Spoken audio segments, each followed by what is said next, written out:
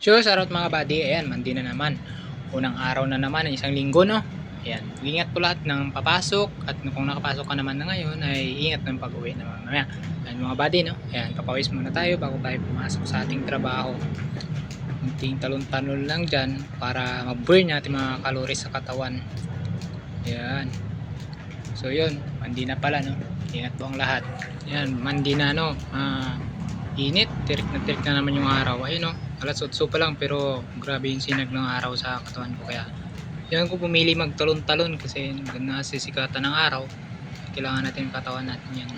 So mga papasok na lang mga estudyante dyan, magtatrabaho, yan, magdala po tayo ng tubig at payong para may panangga po tayo sa ulan at init, no? Yan, kailangan natin inom lagi ng tubig. So, mainit na ngayon, bago-bago pa naman yung panahon. Let's go, laging handa. So yun mga buddy, papawis ng unti. So, okay na. Happy Monday nga pala. Ayun mga buddy, tinayo yung mga ano ko dito. Tanawin ko. Yun. Ito yung view dito.